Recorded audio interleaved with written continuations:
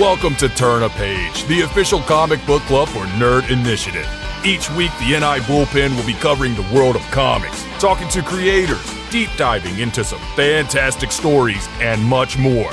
Now let's hand it over to the team and turn a page.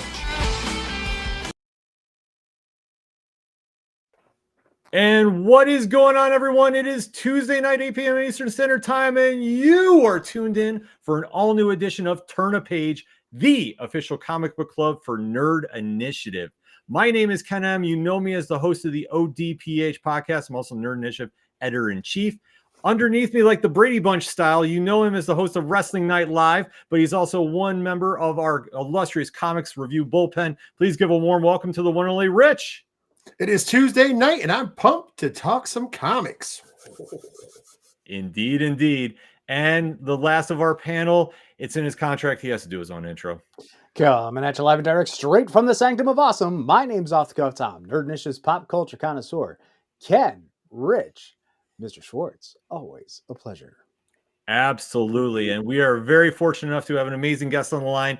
You know his work because if you are a comic book fan, trust me, his story has got to be in your pull list. It has got to be in your collection. And there's even more incentive to go get it out because there's a brand new Kickstarter starting for the Cheersy winner for 2014 or 2024, rather, for the best Kickstarter project. And it is one that is near and dear to many fans' hearts because Armored Volume 1 is coming out in a hardcover edition. And we are so very fortunate enough to have the writer of this amazing story back on the show. Please give a warm welcome to the one and only MICHAEL SCHWARTZ. Michael, what is going on?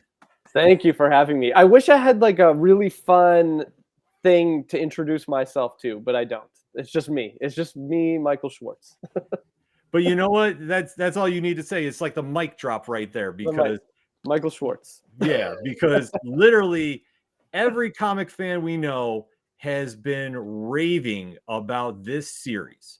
And it has been one that has really been the epitome of word of mouth. It's been one that as soon as somebody hears it, they're running and tell everybody about. So in case anybody has not become familiar with this, why don't you let everybody know a quick synopsis of what Armored's all about? Yeah, so Armored is about a boy who finds a haunted medieval suit of armor. That's kind of the elevator pitch. There's a little bit more to it. It's a mystery series about a boy who not only finds a suit of armor, but he's been adopted by a couple who lost their child 2 years prior.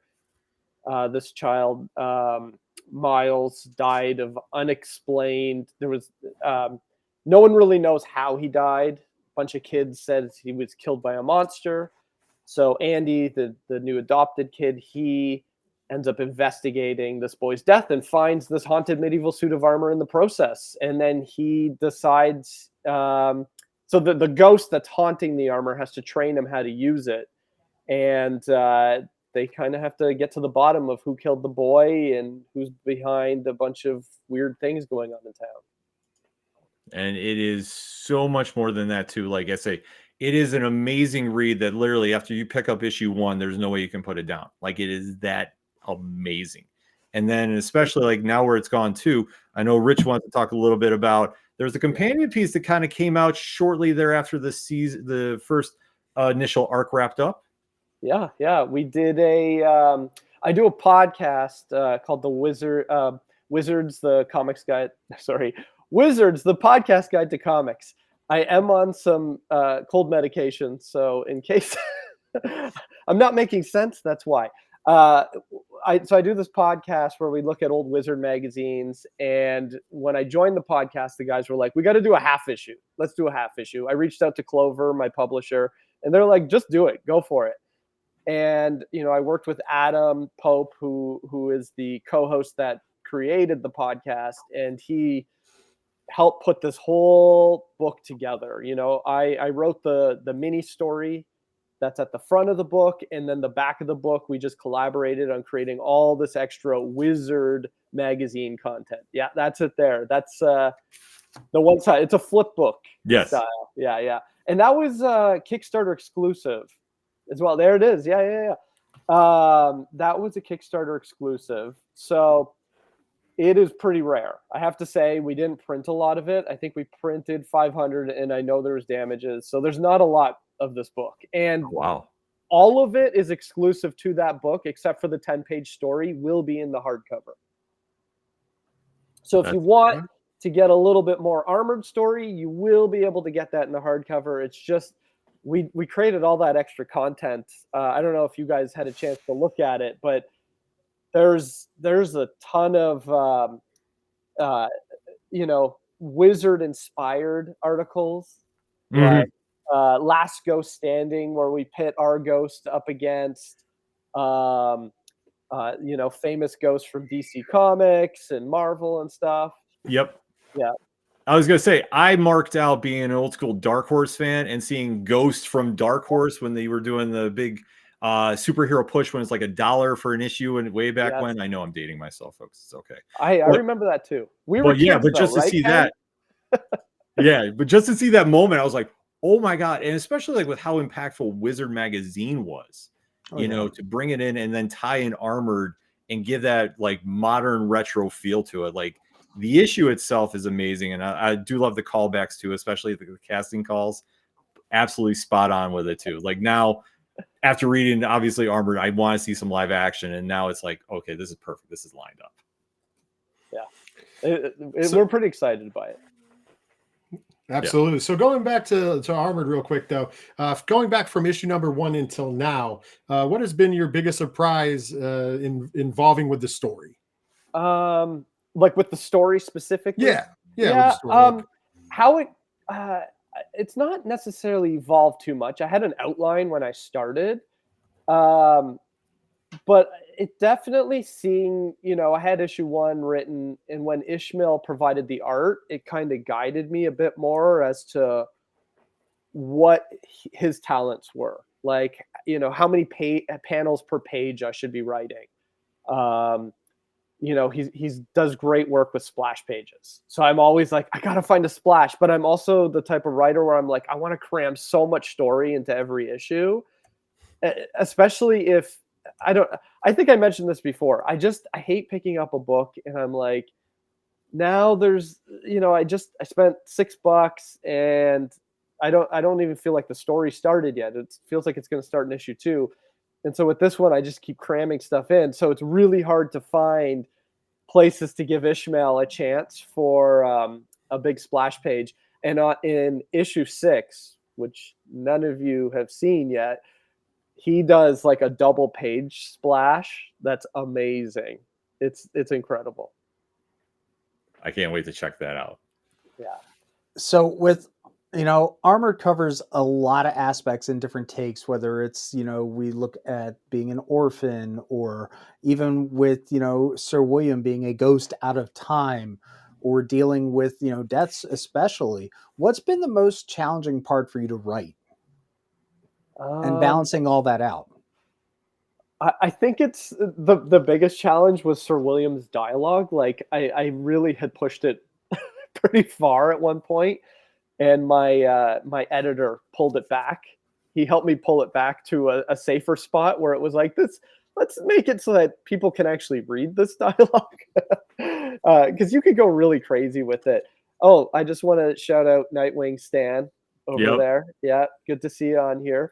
Shout out to Chris. Yep. Yeah, Chris, good to see you. I got to meet Chris at New York Comic Con. And at his place of work as well. I'm not gonna dox him, but okay. That's what it's called, right? When you No, you got it. Yeah. Well, I lost my train of thought completely. Balancing out the story elements. Yeah. I don't know. Like I'm a story guy. I get a lot of like directors who come to me to help them flesh out their stories. That's kind of like my thing. So stories is already locked in place. Like the next arc is locked. It's not going to change. But I will say, and I may have mentioned this on the last time I was on, when Jay delivered his cover, Jay Lee.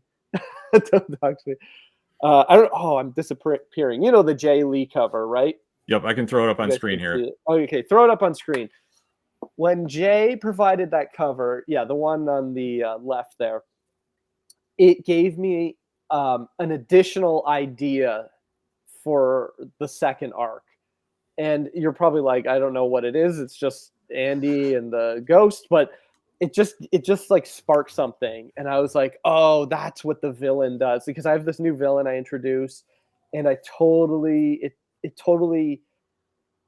just gave me a brand new idea. And then again, Ishmael, he came out of nowhere with a design and said, what do you think if this guy's in a wheelchair? And I was like, oh, I didn't think of that. Why?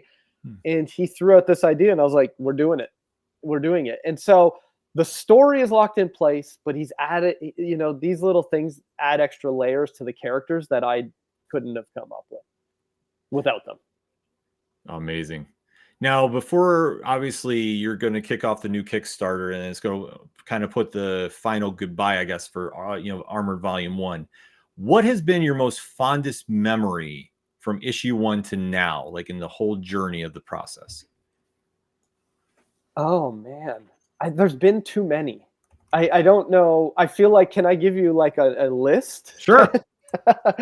Like I will say,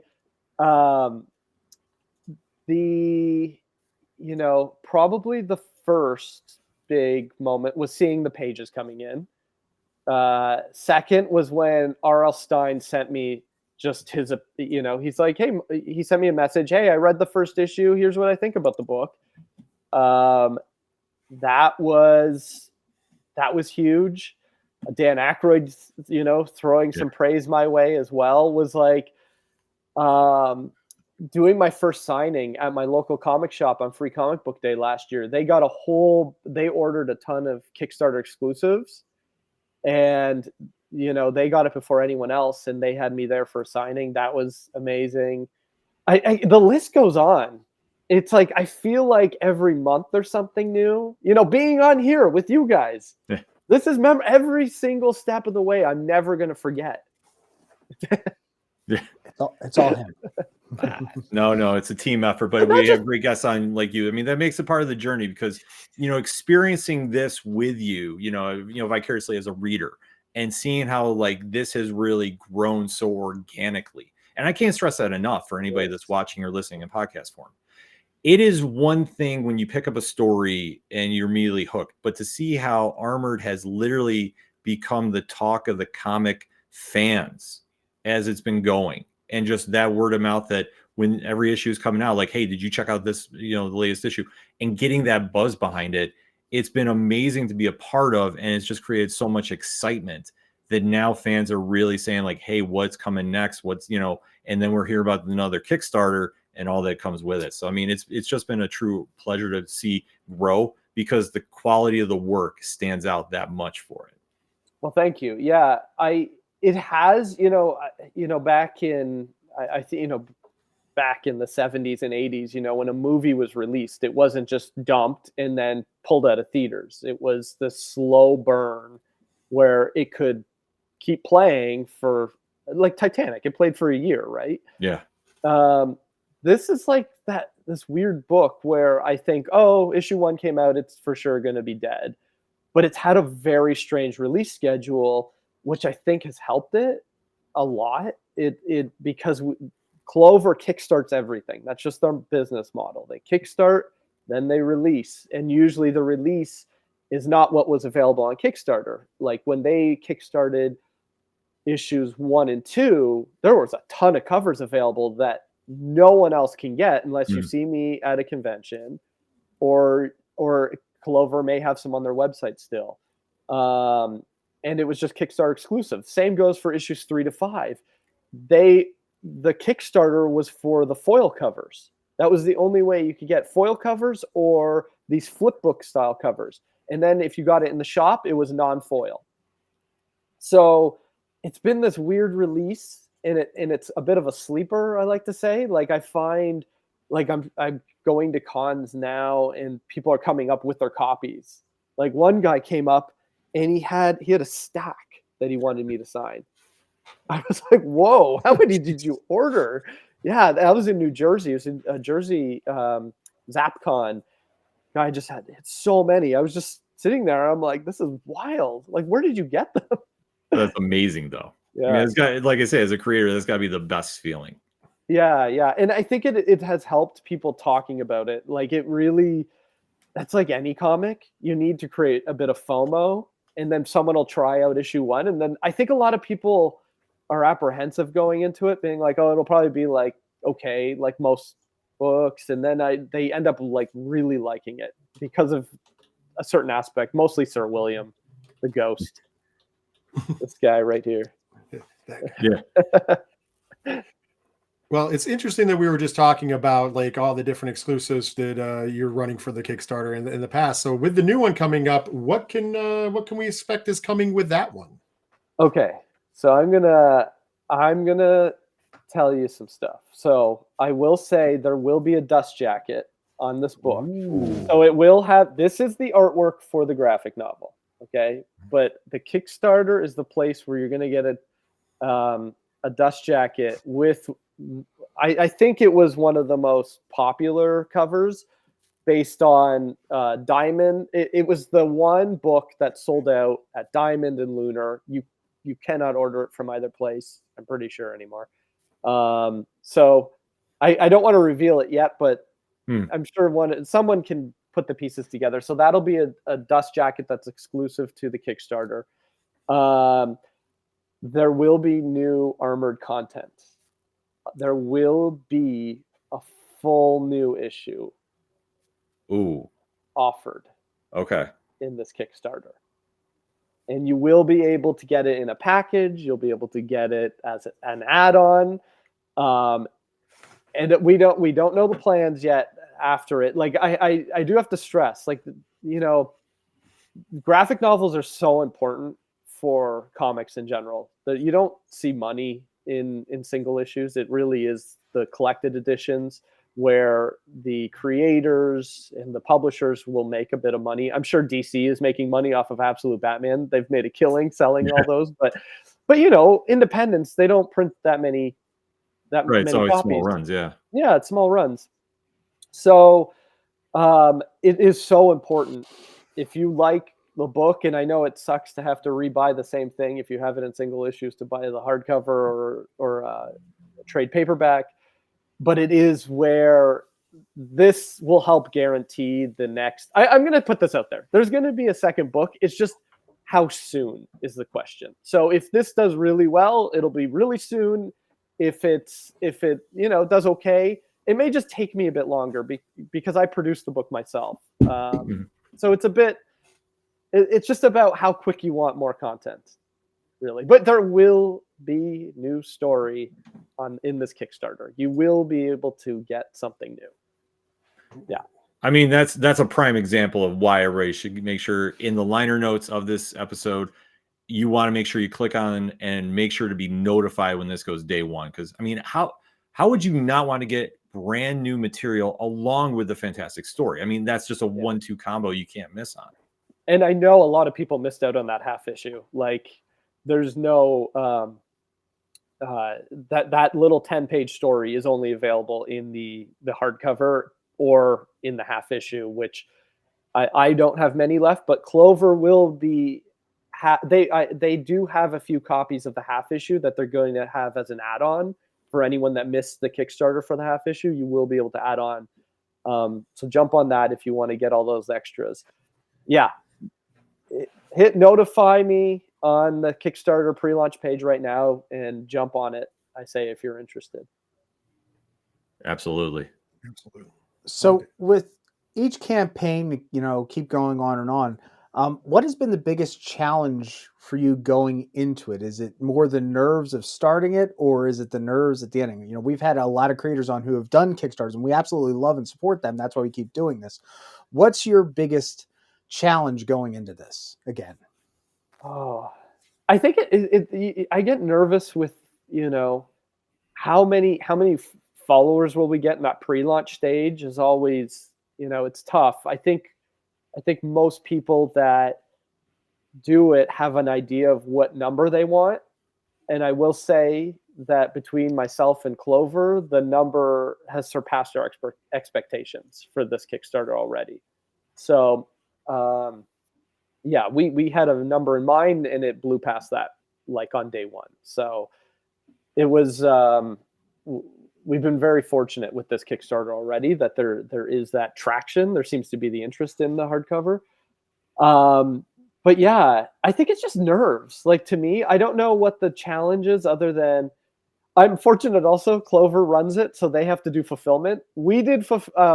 I didn't do fulfillment. Adam Pope, the Wizards podcast guy, did all the fulfillment for the half issue. Oh man, it's too much work.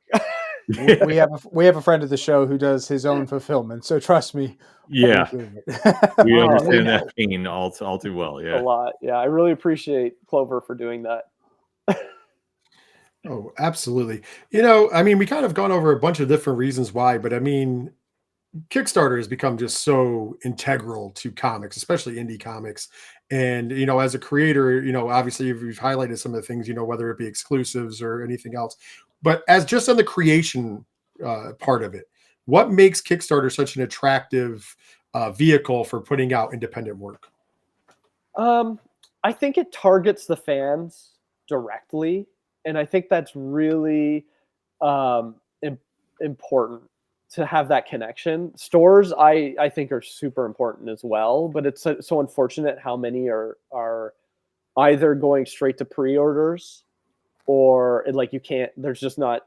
They just don't either have the money or the space to just fill their racks. Like I know my local shop now, you have to pre-order it. If you're not pre-ordering it, they may get 1 or 2 copies.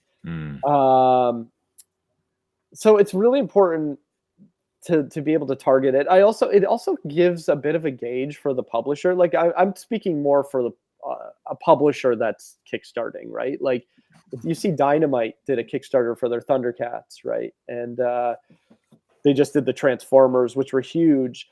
But it gives them an idea of like the interest too, I imagine. Like we know this is a solid product we have here. We know that that will have legs in stores or I think it's just it's hard. I'm not an expert on it by any means. I think there's some people that do their own Kickstarters that have been doing it for years that probably have way more to say than me. But it is, I think, moving forward with the state of the comic industry is a really important tool for comic creators. Yeah, because I think it's just one piece that really, you know, as the business evolves and time evolves, I mean, it's just one way to really connect with the audience too, and especially trying to balance it out in the digital age. I mean, sure, it's going to the shops. I mean, I always say is like the first and foremost because you have that personal interaction. But going online, that's like probably the closest, you know, straightforward without a middleman per se to really kind of, you know, connect with the product and really get a true, so to speak, temp of the room, you know, to really kind of hone in what you got to do. Yeah. And then you kind of alluded to it with, you know, the information you shared with us, but I was going to say, after this volume, what's next for the future of Andy and Sir William? You did tease that there's new material in there. Is that technically number 6 or is that its own standalone? And are we? It's sorry. Yeah, this new material is not in the hardcover. Okay. It is its own thing. And there may be a number 6 on it, Ken. Okay. And if you thought issue 5 had a big cliffhanger, I think issue 6 has a pretty good cliffhanger that ties back to how this story started. Okay, because 5 was pretty big. 5, I was like, okay, how soon is 6 coming? And then it's like the wait, and it's. I know. Yeah. I apologize. No, you don't have to. You don't have to. Indie comics. No, but this is now okay. This is kind of now making sense. But if it's going to be a larger cliffhanger, and trust me, I'm not larger. It won't be like it won't be like that, but you'll have an idea of where we're going. Like I feel like it's one of the loose threads a bit of that people are hopefully wondering about. But yeah, you'll see. It's not as big. But it is definitely like, oh damn, now I need issue 7. Sorry, I'm really gonna make it painful. But I'll tell you this, Ken. There is a whole. I want to call it like there's like a 6-page or maybe it's 8-page story within issue 6 or whatever it is. It's additional. It's issue 6. There's a whole story with 8 page. I think it's 8 pages in there that should keep you satisfied. It's like literally a whole movie within the Armored universe that happens within this story. So hopefully that'll keep you satisfied for a bit. I will say that you just said you were sorry to keep people waiting, but here's my sales pitch though. Here's the salesman in me coming out. This means make sure you buy that level. Yeah. You get that book. So then that way you're guaranteed that issue 7 is on the way quicker, because we heard you say earlier, obviously the more that it gets put out, the quicker everything else comes. So there you go. The sales pitch is show up, be a fan, get all it really is just a matter of, is the money there immediately to get Ishmael back? Because he's finishing up another project right now. And it's just, I got to just throw him the money and say, here's issue 7. So that's why. Throw the sacks of money at him and here go. Go. There you go. Now, the funny thing is, you're saying that there's all this little story that's in issue 6, and we're leaving stuff on cliffhangers. You're writing 7, where the lore in a lot of this takes place very much in the town and right around the castle. How far outside of this are we going to get eventually? Oh, are we keeping it self-contained to the town and the castle and the city, or are we going to grow on this? Are we going down the M5 at some point? I will say that within this issue, that story is set completely outside of the world. It's a whole new land. Ooh. Within issue 6. But moving further, it's big. Like there's a bigger story at play here. And then it goes really big, I think. It's just a matter of at what point. I really hope, this book will be available, at Barnes and Noble and all the bookstores, I presume. So I really hope it has legs there too, and that people will pick it up. And then I can just keep releasing it, just keep going. That's what that's the nice thing about the book being available elsewhere, because there are still some people I don't think that are on Kickstarter or do Kickstarter books. So being a little wider, it gives it a little more legs to grow in for a different audience, if you will. There's people at Comic-Cons I've met who really only buy comics at Comic-Cons. I realize they don't go to their local shop too often. They just pick up back issue bins and then books from creators. And so I've met a lot of new comic readers that way as well. And shared the book with. The last con I did was in Calgary, and I brought probably 2 or 3 stacks about this high, filled with sets and issue 1s, and I sold through all of it. I came home with like this much. Nice. So it's getting out there. Check baggage. Yeah, exactly. Well, I'm going to throw a wrench into things because I usually do, but I'm not going to get off topic this time. We're going to stay on topic. Okay. We've talked a lot about Armored, and we could talk more, and we're probably going to talk a lot more about Armored. But now you've alluded to the not issue 6 that's there and continuing the story on. But my question is, what else do you have in the works outside of the Armored universe, if you will? So if you go to my Instagram, I actually shared a page for my next book. It's a book I wrote with my partner, Rachel Schaefer. This is a story that we came up with years ago. And then I work in visual effects, and if you guys know anyone in the visual effects industry, it just has tanked. It's just, the whole film industry is crazy right now. And I got laid off, and I was like, hey, we should finally tell that story. You want to make it a graphic novel? And we just got to work, and I will tell you this. It's about, I think it's a 165-page story. Wow. And the artist is based in Italy. Her name is Gaia Cardinelli. And she is on the last 15 pages of the book. So that's how far along we are. Okay, wow. I will also tell you this. Tula Lotte does the cover. Ooh, we like Tula. All right. Yeah, we do. Definitely do. That the cover is gorgeous. She delivered it about a month ago. It's amazing. It's a story about. It's also a ghost story. In case you're wondering, I'm in my ghost phase, so you just have to accept it.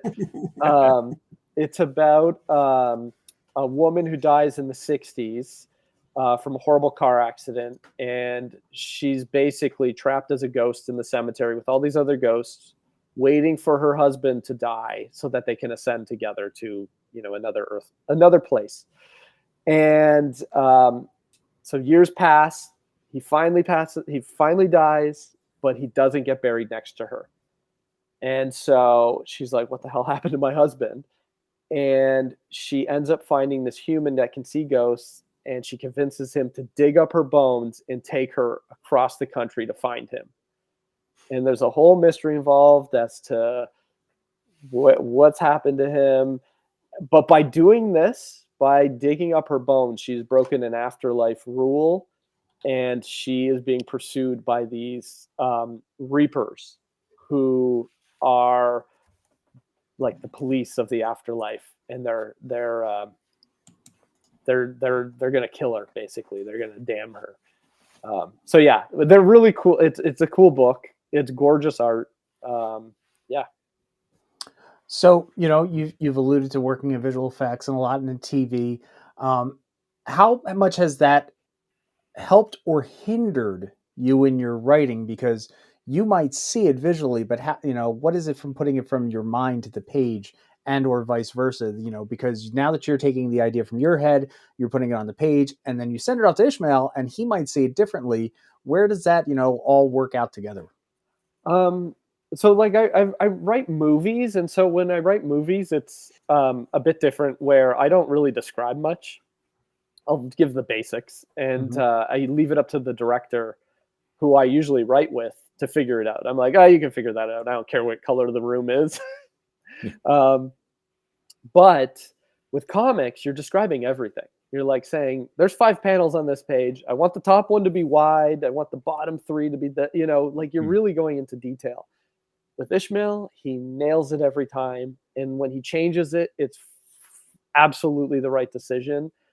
When it comes to like working in VFX, I think the big thing is, knowing when to give notes. Like I watch a lot of visual effects supervisors give notes, and there'll be things where I'm like, why aren't you giving a note on that? But then I've learned like when to or when not to, I guess.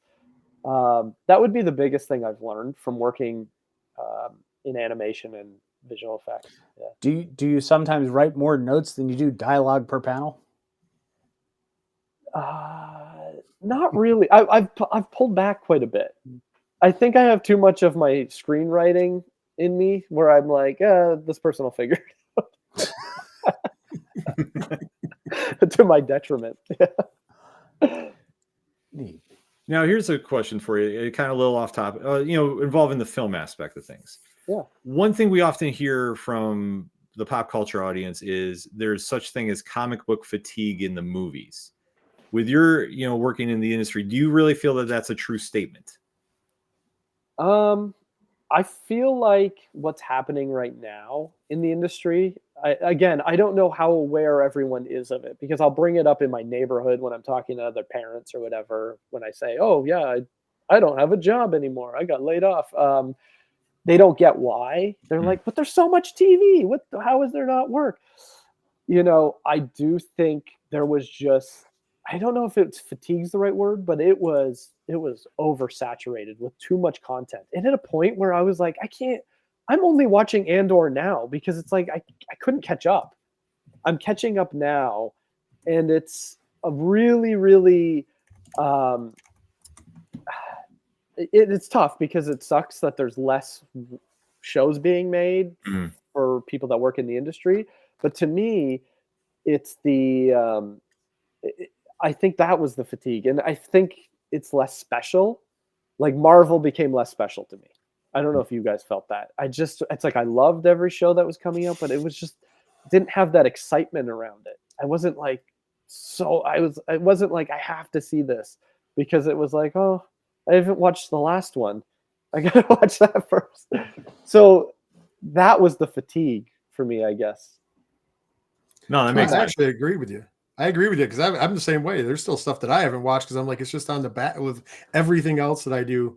I do a lot of I do the wrestling content here, and there's a ton of wrestling content that I have to consume every week. So consuming that plus consuming like a million Marvel shows or a million Star Wars shows, even though I love them, it's like I'm still like 2 behind. Like I can't catch up. So I definitely understand that. Speaking of which, we're going to mix some comics and some movie stuff in because let's put it out into the world. Something that you have not worked on that you could write for comics and movies or TVs. What IP would you just jump at that you haven't had an opportunity to work on if you were given control? When I first got into film school, I remember thinking, oh my God, I hope to someday make Alpha Flight the movie. You know, as a Canadian. Okay, Tom. I loved Alpha Flight as a teenager, and I was like, I would love to do an Alpha Flight movie. I remember writing like a 20-page treatment for what my Alpha Flight movie would be, and I look back, it was terrible. It was terrible, terribly written, but I still think about like that a lot. But when it comes to the comics, I'd love to write Alpha Flight, but I'd also love to write Silver Surfer. Ooh. That was one of my first comics on, like the first pull list I had when I was like 6. My dad put Silver Surfer on there for me. So I'll allow Alpha Flight only if you have, because we're so close together, a cameo from the Great Lakes Avengers. Absolutely. All right, we're good. I'll take that. That means we have to have, Can the Great Lakes Avengers be situated in Ontario, on Lake Ontario? Whoa. Kidding. We don't want you guys to take too much of the L. Okay, we'll still claim them. Okay. I was going to say, how excited are you for now? It was being a fan of Silver Surfer. Now we're seeing in the Fantastic Four first steps here. Oh, I'm like over the moon. I'm just confused why it's a girl. Like, I don't care. I'm not one of those people that's like I'm not losing my mind over the fact that it's female Silver Surfer, but I am like, when are we getting Norrin Rad? What's the story there? I think they're doing so much timeline jumping, alternate universe. Like, yeah, it's a multiverse for this one. It's definitely a different one because we've got what's her name, the Norrin Rad's Shellabelle. Yeah. We'll see. Yeah, I'm stoked. Even my kids, like the fact that my son is saying, "Oh, I'm looking forward to this movie." Like he told me, like he's not looking forward to any Marvel movies at all lately. We saw the Captain America one, and he liked it. But this one is the one where he's like, "Oh, we got to see that." He keeps saying, "I want to see it for my birthday," and I'm like, "Your birthday is like a month before, but sure." You know, people. Yeah. No, I do not.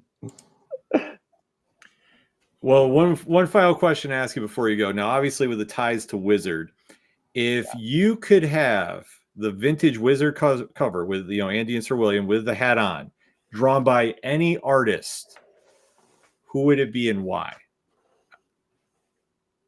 Okay, sorry. Is it anybody? Anybody.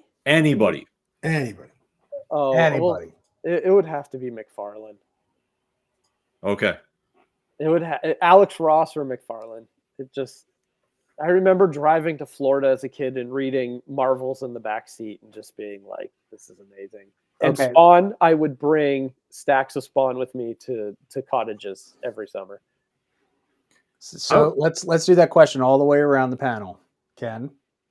Oh, who? The McFarlane one I think is a great one.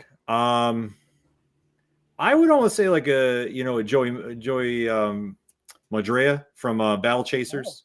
Oh wow. Okay. Yeah, I would go for him. Would he deliver on time? See, that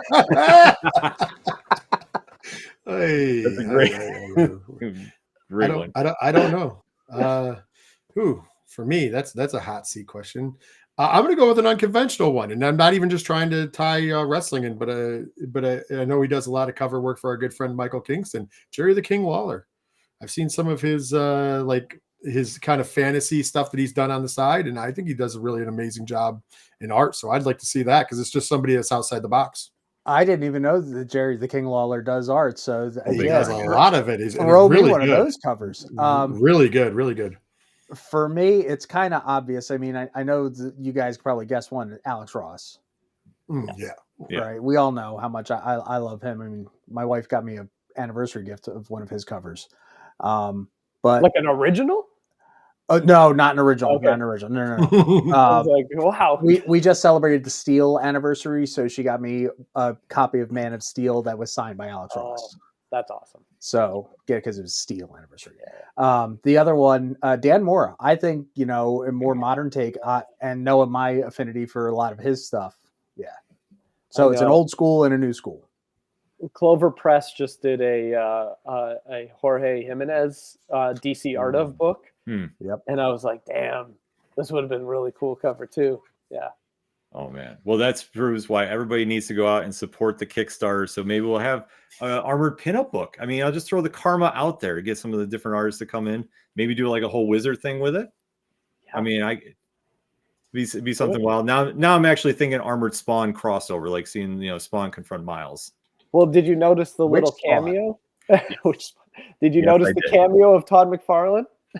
Yeah, that's why I'm like, I like seeing little footnotes like that, but we got to really make this happen. And it's really going to center around everybody going out and signing up for this Kickstarter when it goes live. This is one you seriously don't want to wait the last minute on. Jump on it early. Make sure you get your copies ordered and support Michael and this fantastic story. Because trust us, we're not saying this overhyping it. You pick up an issue of Armored, you're going to be blown away. We need more of this at the shops. We need more of it at conventions to get signed. We really want to make sure this story is one of the most talked about books of 2025 and beyond.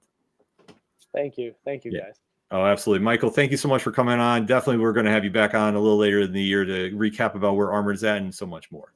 Awesome.